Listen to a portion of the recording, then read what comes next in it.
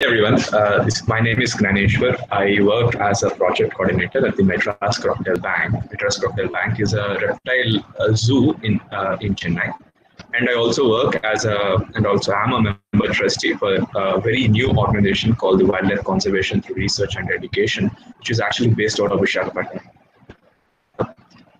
As a kid, I used to always fancy about wildlife and always wanted to know what wildlife we have around us and how we can spot them and try to identify them and what are the interesting characters that this wildlife show and all. So, considering that my journey began about 9 years back or 10 years back, and with this specific animal on the screen, if you see, there is a very colorful looking species of gecko or lizard, which is very unique of its kind. It's something that is called endemic. That means that it's only found in certain part of the world and nowhere else. And it's endemic to our eastern Ghats, that is along the eastern Ghats stretch of India.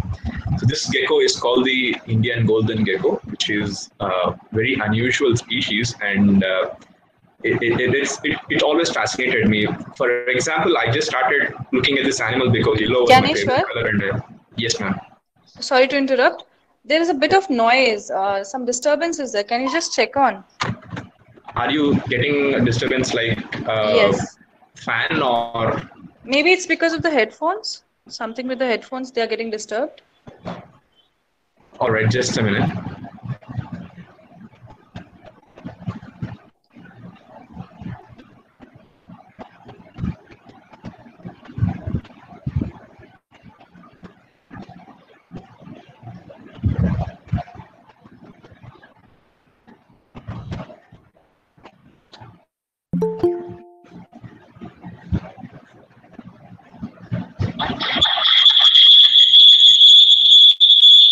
There's this echoing. Just a minute.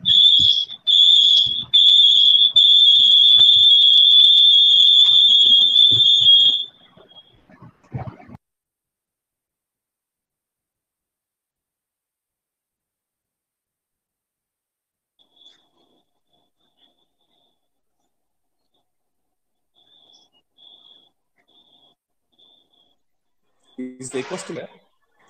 Now it's fine. Okay, Now I'm it's just fine. using my alternate phone. Yeah, yeah.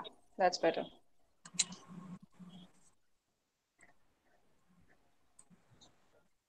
Yeah, sorry. As I was, it's better right now, right? Yes, it's perfect. Okay.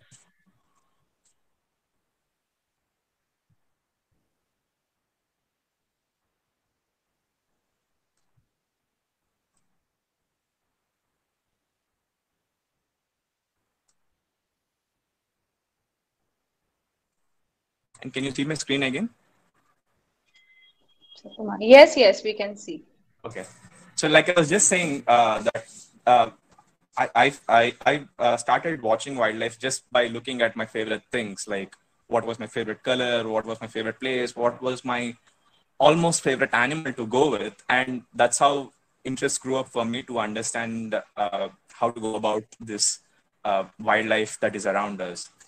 So when I first saw the species back in 2010, I was very fascinated. I didn't know that, okay, this is something very cool animal, which is something that is very highly protected under the Wildlife Protection Act, just how much like a tiger is.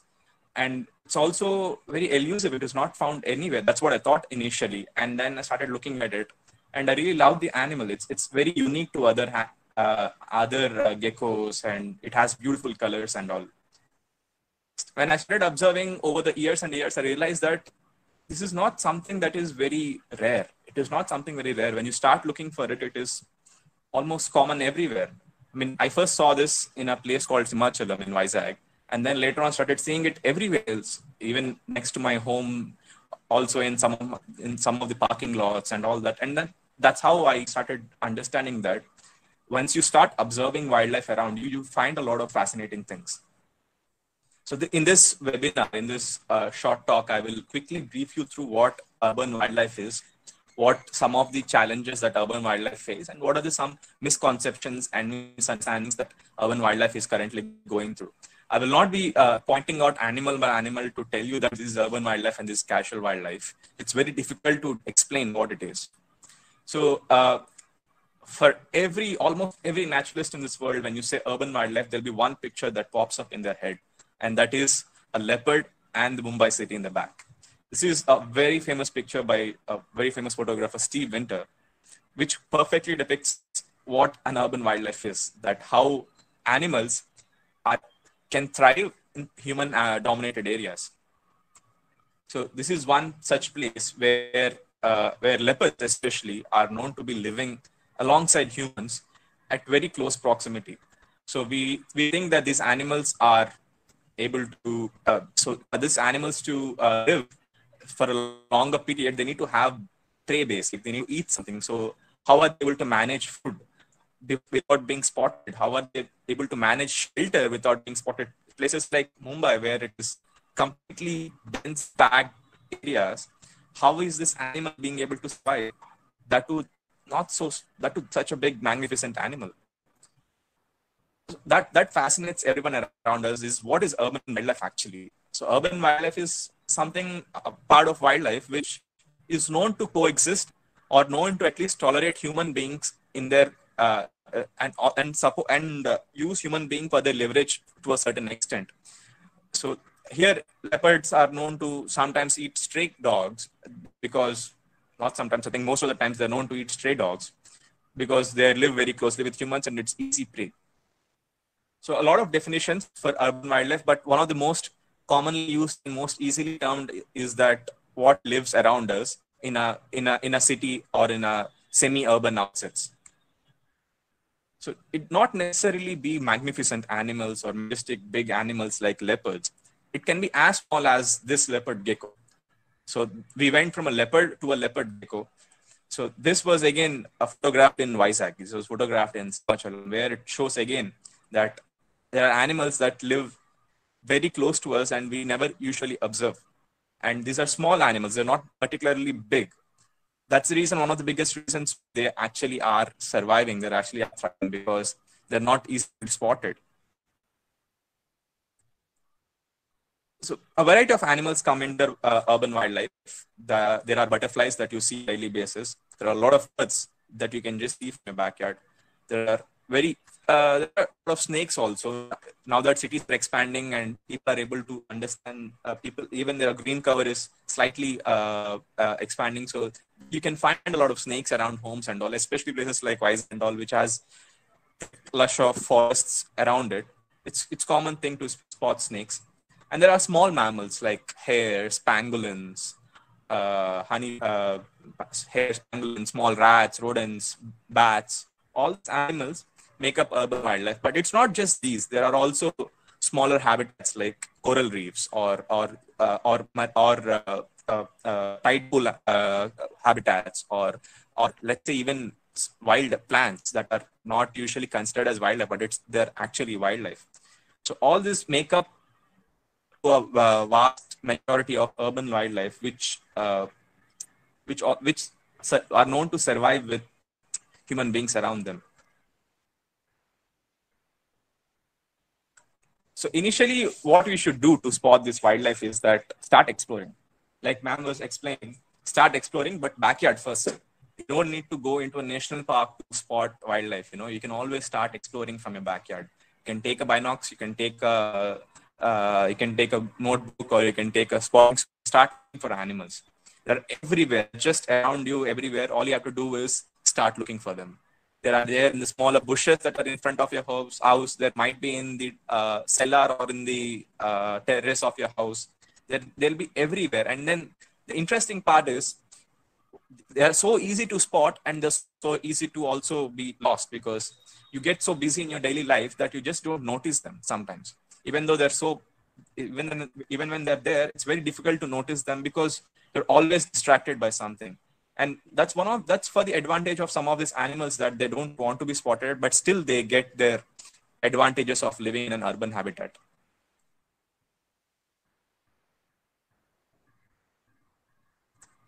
Like I say, always participate and engage yourselves into activities where you can talk about where you can learn skills, where you can talk to people, understand how to identify animals or how to identify plants, or how to spot animals or how to spot plants. And being able to be with a group and understanding nature holistically is a very different feeling, and it needs to be done on a regular basis, because that's how you start learning about nature around you, and that's when you start understanding and analyzing stuff and how you can conserve nature around you. So when you start observing, you have to start looking at animals and their behaviors as well. Here is a picture where you can see a bird feeding on a calotes, which is basically a garden lizard. A bird is called a shikra. So it's very common. This is one of the most common bird in our backyards. It's very common. It can be seen everywhere. Almost a lot of parts of the country has this bird, but people don't really realize it that they have this bird in the backyard. A bird of prey that is very small, but still is very fascinating. It comes and kills the lizards and sometimes rats and all that. And we often forget that they are there. So that's one of their specialties, that they don't often be spotted. And then there is other animals like smaller reptiles, like for example, the calotes, like I was just mentioning. The garden lizards are everywhere, abundant. All you have to do is just look for them in the right places, and you'll find them. And you'll find them doing interesting behaviors. You'll find them doing push-ups, which are basically trying to challenge another male or trying to impress a female. And when you see that, such kind of behaviors, you get fascinated. You understand, why is this animal doing that? What is the purpose of this animal doing that? And all these questions arise. When all these questions arise, you start talking to people, you start analyzing the nature around you, and you slowly become into a naturalist, which is actually a really good move. You don't necessarily be in a professional career into wildlife conservation to be a naturalist. And this helps you to understand science. This helps you to understand nature around you. And a lot of other interesting aspects. You see a lot of behaviors about birds flying together, smaller mollusks come out of water when just the tide pool, when there is a tide pool happening, butterflies mating together. All these are actually a good indicator about the backyard that you have, or the habitat that is around you. When you see so many animals, that means that you know that the habitat that these are living in, the surroundings that they are in, is very healthy. And you can also help vouch for it and help them propagate themselves.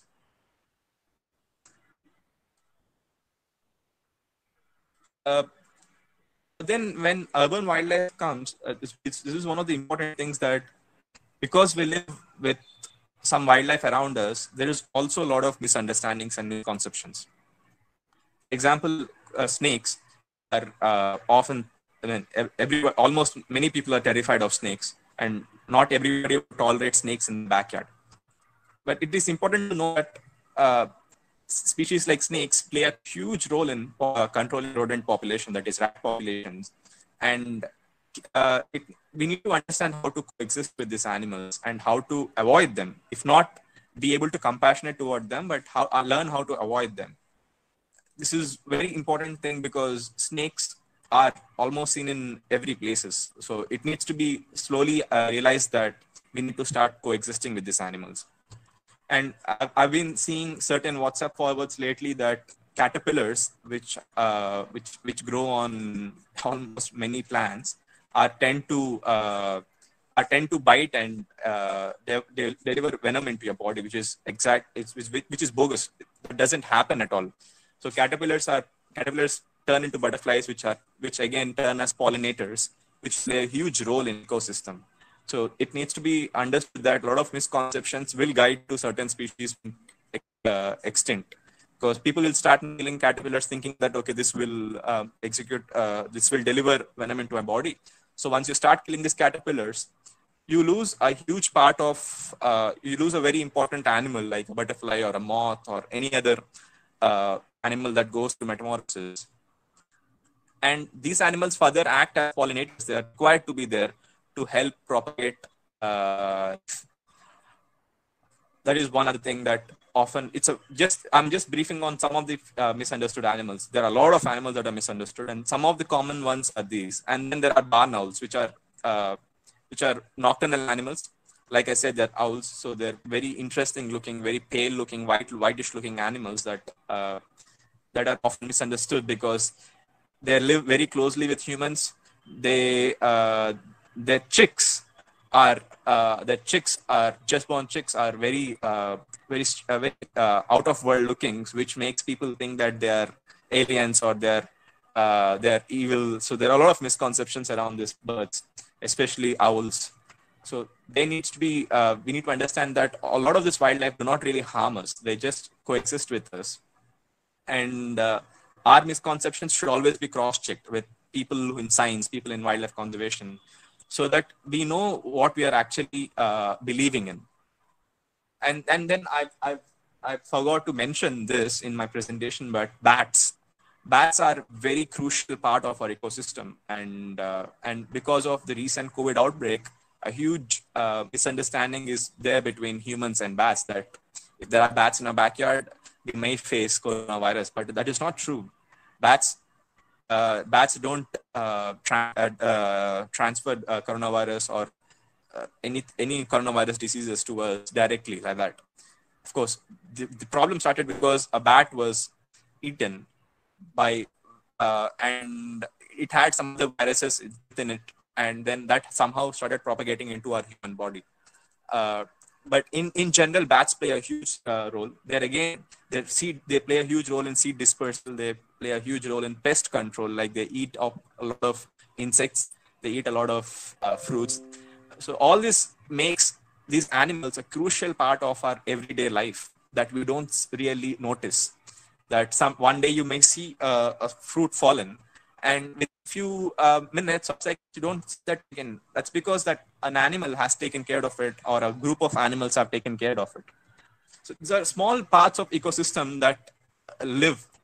They are custom. They basically they make their own rules when they live in a city. Not all animals can follow the rules of their natural world when they're living in urban outskirts. So it needs to be highly credited for what they are in our surroundings, because they play a tremendous role in a lot of goodwill activities.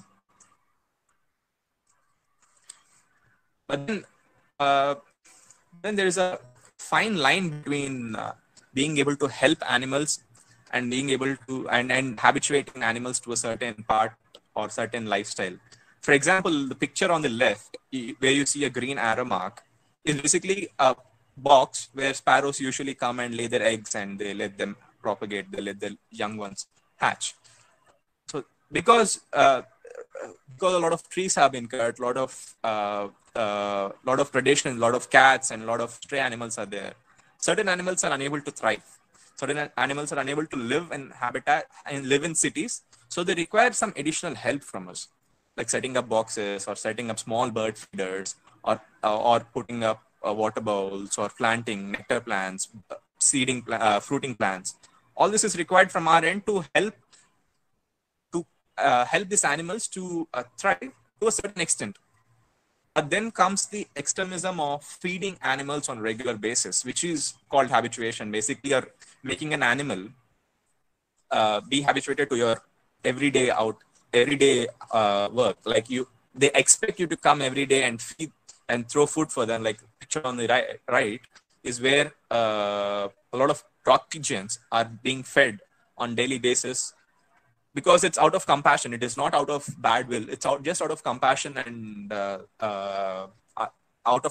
love, which again is not a great move, because this can in future lead to a lot of behavioral changes, which I'll go later in my talk. Is that we need to understand the difference between being able to help animals but not crossing the line and making them habituated to our everyday presence. So this is a very thin line, but it can be very easily defined, looking at what kind of animal it is, looking at what kind of behavior it is, looking at what we have to do.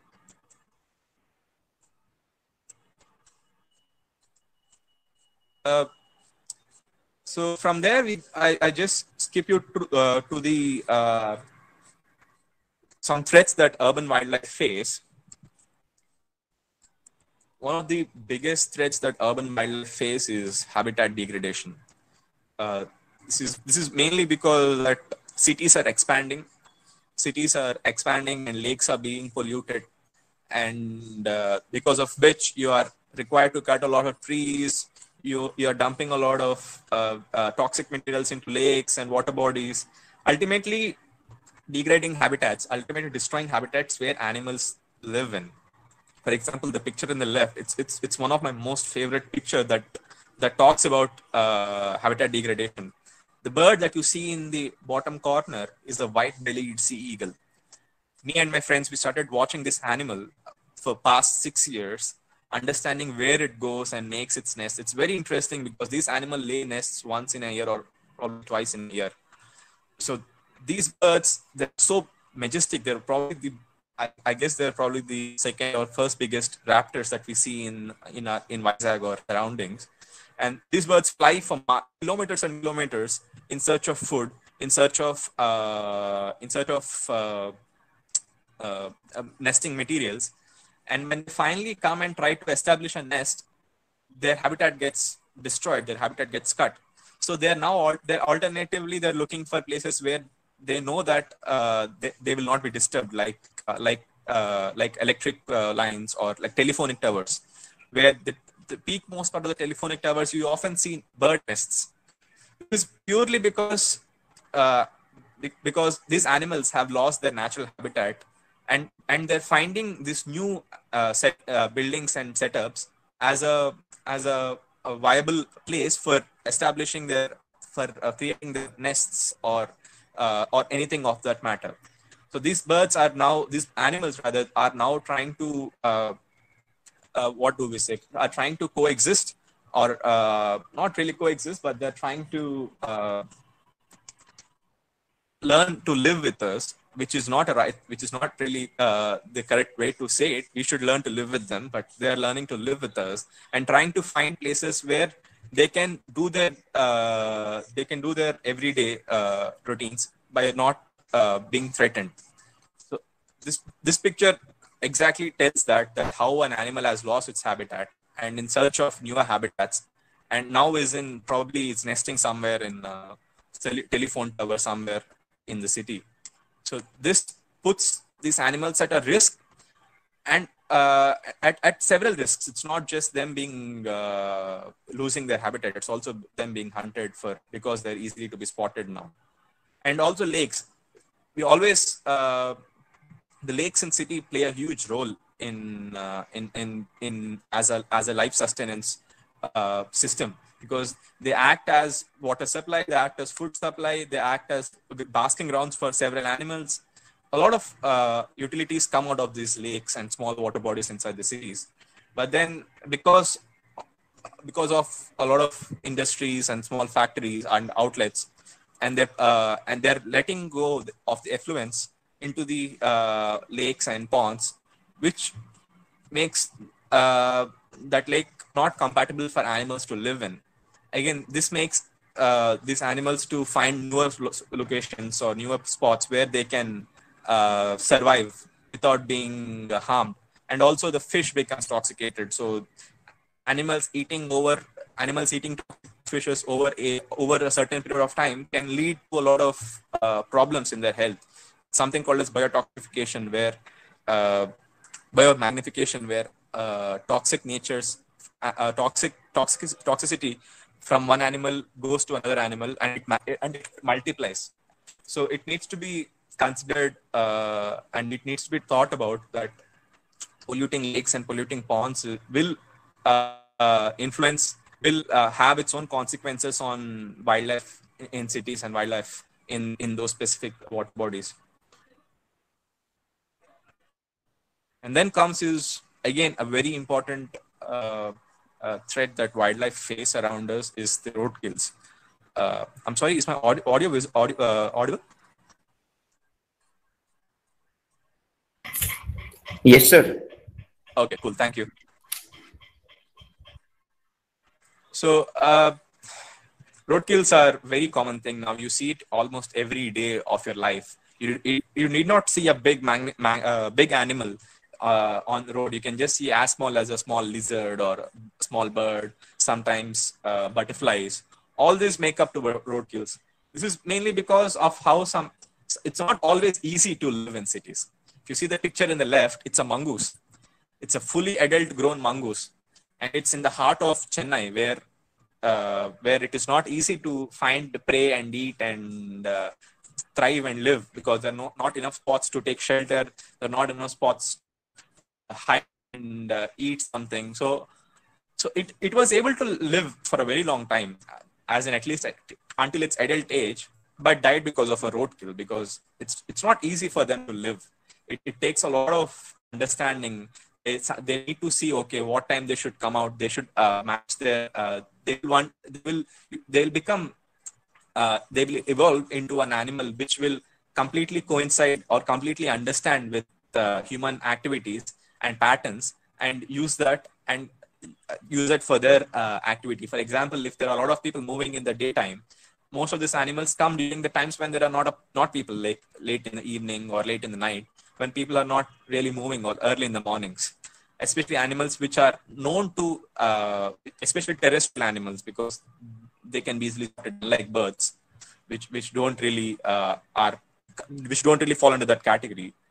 So these animals face a lot of threats, and one of the biggest threat, like I was saying, is roadkills. And several animals, thousands and thousands of animals die every year due to roadkills.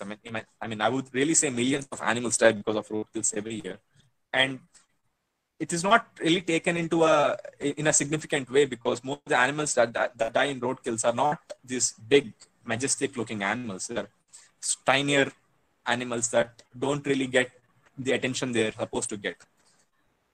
And this roadkill is actually a chain-like system. When an animal dies on a road, some scavengers try to come and eat it, and another vehicle comes, and again, the scavenger is in a risk of again being hit by an animal.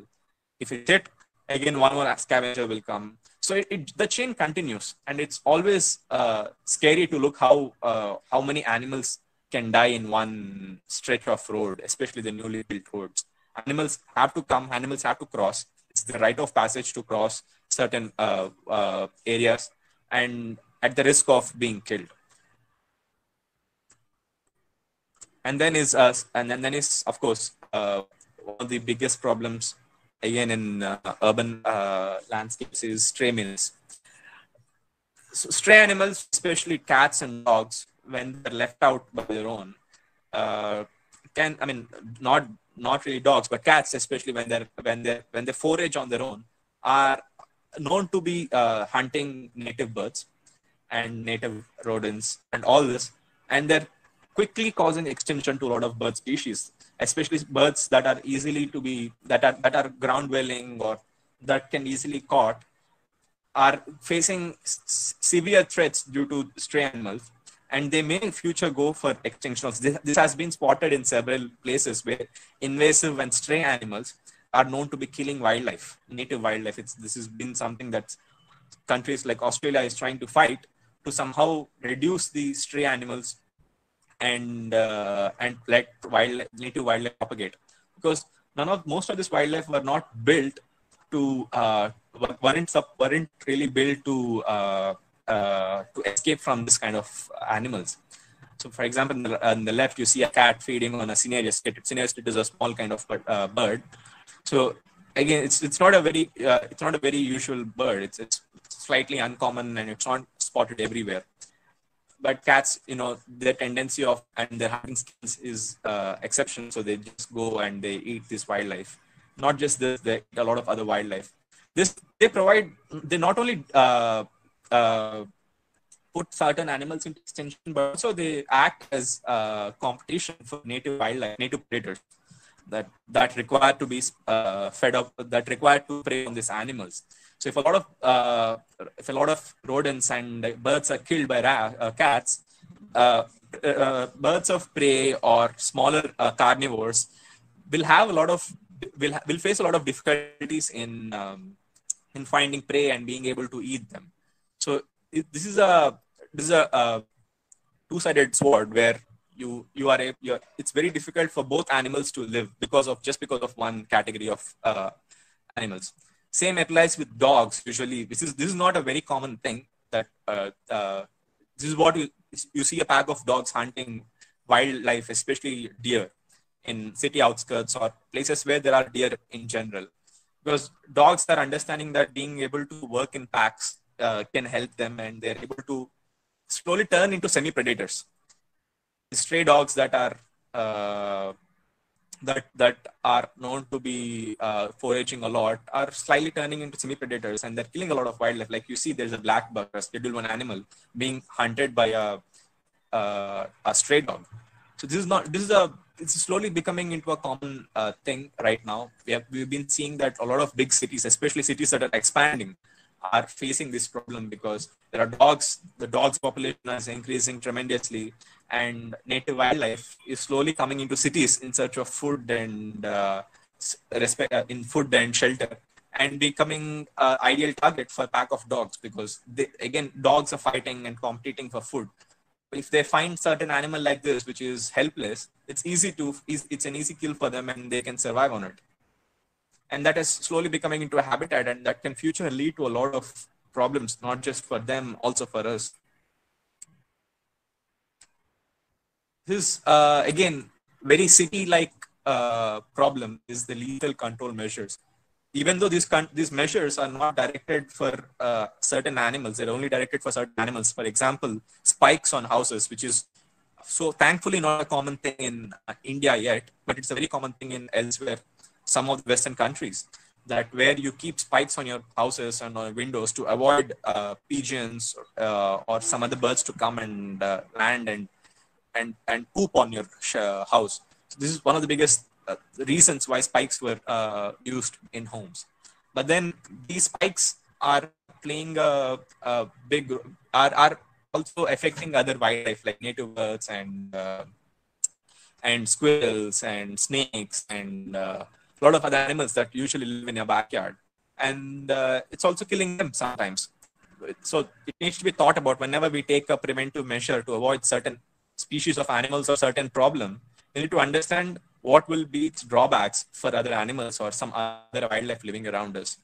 Applies for sticky sheets, which are basically used in farms or in smaller backyards for pest insects, smaller insects, to fly to that and get stuck. But then this is also sometimes insects, sometimes frogs go in search of insects, or sometimes spiders go in search of insects, sometimes garden lizards go in search of insects, and they try to eat these insects that are stuck on the sticky sheet, and they get in turn stuck too. And then the chain continues, because an animal is stuck and helpless. Sometime a predator may see it, like a snake or a bird. Sometimes they see it and then they go for it to try to catch this animal, and then they get stuck too. So this is a chain of activities that we need to understand, and we need to see where it should not be placed. And then are the again a very common thing are the these toxic tablets that are used for killing rats, or that are used for killing house geckos, sometimes cockroaches. So all these toxic substances may deliver the target. Like they will, of course, they will kill the rats that are infested in your house.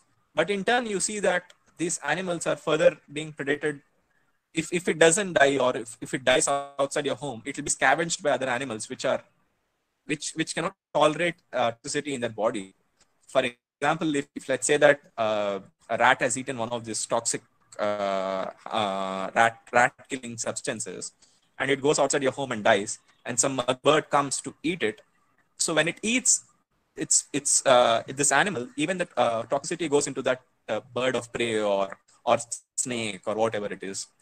So and again, in turn, that might kill that animal too. So, or it might cause severe problems for that animal. So it needs to be very seriously assessed before taking such extreme steps of putting preventives, which can actually cause other wildlife, especially native wildlife.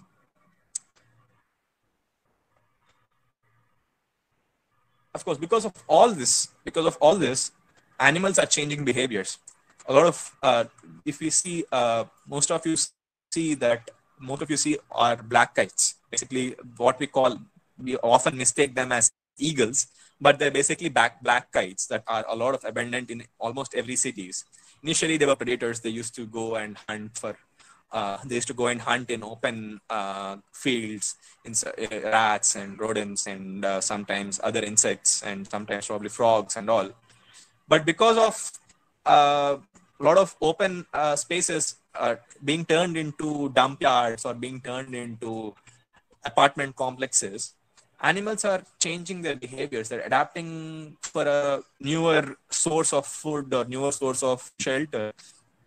Like now, certain animals know that living in your attics or living in your garage is a safer place than to live in a tree, because they know that living in an attic means that there'll be no predators that'll be coming inside. They can bring in food whenever they want. They always have security of shelter. They don't, even when there is a natural calamity, they can rely on you.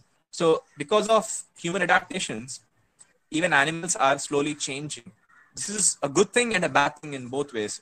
I believe it's I believe it's a bad thing for birds, or for animals rather, because they're completely being dependent upon us right now. At least some of them are becoming so dependent upon us that what if we stop our daily routine? Like, for example, I don't know how many of you have seen this viral video from somewhere from Thailand, where hundreds and hundreds of army of monkeys run on streets in search of food, because they were habituated to be fed. They're habituated to be fed by tourist places or something like that. And now, because there are lack of tourists, all these animals don't know what to do, because they've been living for ages and ages depending upon humans. Now suddenly don't know how to hunt or how to go in search of food and search for food in native terms. And just because there was a lot of food being supplied to them, their populations are propagated massively beyond the threshold that area can offer, because of which now the competition is so huge. So animals are changing, and their adaptations and they're adapting depending upon our lifestyle practices now. So something like COVID has shown us this realistic life, that we need to be able to accept the fact that we cannot really change the animals around us, and we need to reduce our activities, reduce the pattern of activities, and let these animals be themselves so that they can propagate in future. This picture is, however, is from a dump yard, where you can see in the left bottom corner black kites flying on the garbage yard, and slightly in the middle part, you see this beautiful rare species of birds called adjutant storks feeding on garbage. Again, these birds, which are known to be living in lakes and outsides of lakes and eating on mollusks and crustaceans and all that, they're now feeding on garbage. It's not that they don't have abundance of. It's not just that they don't have abundance of food. It's also that they're finding this easier. They're just finding this easier because there's a lot of biodegradable food there that they can just take it, that they can just survive with, and people are really tolerating them. And this is not the same with this. You see wild boars, you see deers that come and eat in your sometimes they just come and eat on the garbage bins. You see wild boars coming, and you see a lot of variety of animals that are living in your backyard that are slowly adapting. If you see, for example, there are certain species of birds which are known to be nocturnally hunting, only hunt during nights in search of insects and all that. But because of street lights and because of street lights being switched on late in the evening, a lot of insects get attracted to it. So these birds are understanding that, okay, I don't need to go every day out in the wild to hunt. Why don't I just sit next to the street light and I can get a lot of food? So that's how they're propagating. I'll just quickly end my presentation. Next, because of all these interactions, we are facing human-wildlife conflict. People are, because of this close-range interactions, it is a definite thing that one has to fall in conflict with an animal. Sometimes it is not considered, like here it is a leopard conflict, but sometimes in cities, you need to understand there are snakes because of which you can call it human-wildlife conflict. Some cities have crocodiles, which is again a problem. So conflicts will increase because of our extending urbanized areas. And COVID, for example, has brought us to a standstill, understanding that, okay, animals are really, what happening to wildlife during COVID is interesting, because there some of them are thriving, some of them are being able to, some of them are not thriving, some of them are being able to reintroduce themselves into habitats that they were not there. For example, some in a part of India where dolphins were initially never spotted were now spotted. So all this, because of less human patterns, wildlife is slowly reviving. But this is not a good. This may not be the same in the longer run, because animals getting used to people not there, and suddenly unlock down and people move, and people pattern becoming increasing suddenly, can cause huge conflict situations, and that needs to be understood how we can coexist with them.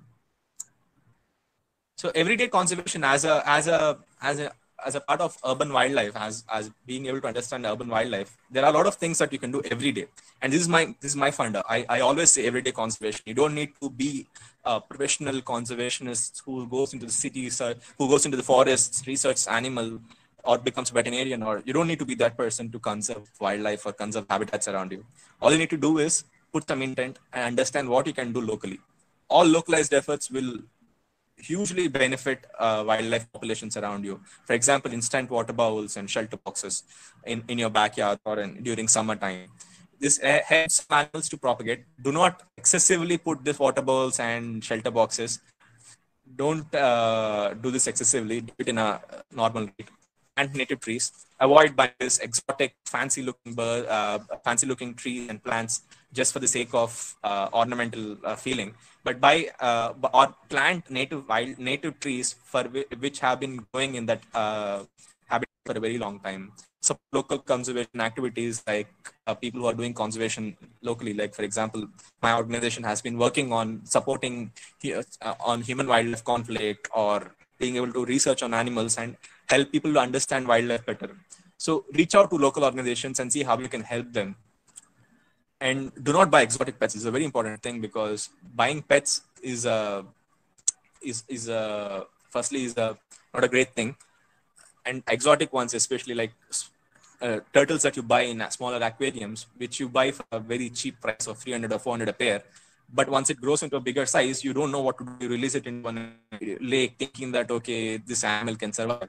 But these exotic animals act as competition for native wildlife, and they can in fact have their own consequences on native wildlife. And again, like I was just saying, they will eventually end up putting certain animals in risk of extinction. When there is a conflict situation, please call local rescuers. If you ever want to know where you are, and if you want to know local rescuers, you can always call up organizations or try to find out forest department, and always tend to call them to support local wildlife and rescue, especially. And very importantly, voice out against policies that threaten environment, like especially voice out against policies which talk about environment degradation, or which talk about deforestation, which talk about some specific animals being put into threat, which puts certain animals into threats. So there's a thin line between compassion and coexistence, and you need to understand that being able to live with animals, being able to live right now with animals, you just don't need compassion. You need a lot more than that. Compassion is just the first step for it. You need to understand the realistic facts there, being able to analyze the animal survival there, and then be able to understand to what extent can you coexist with this animal or with this wildlife. So it takes a lot more than compassion, but being able to promote this to younger generation. I see a lot of younger faces in the panel today, and I'm thrilled because all of you can make a huge impact on this conservation. Because the future is in your hands. You're the younger generation, we are the younger generation, and there's a lot of things that we could do as a generation together to help the wildlife revive, especially urban wildlife revive, and face lesser risk of conflict, and help these animals to not change their behaviors extensively and depend and rely completely on us. This is my final slide. And I would end here. Uh, so I would like to thank both the organizations, the Madras Crocodile Bank and the Wildlife Conservation through Research and Education, for giving me this opportunity. And of course, I'd like to share a short story that I think this was the same day 9 years back when I first came to Vizag Zoo to participate in Wildlife Week celebrations. I didn't know anything about wildlife then. I mean, I knew a little bit, but not much.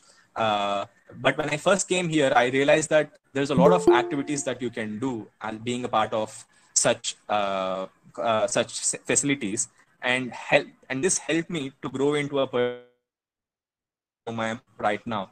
So I came to zoo on a regular basis. I learn about animals. I spoke to people, professionals, biologists. They helped me to understand wildlife around me, and which in turn helped me to which right now I'm giving a talk to you. This journey was only possible because I was able to see the wildlife around me, and I was able to believe that we can do conservation by everyday practices and by everyday learnings. So I'd like, Nandini ma'am, would you like to take over?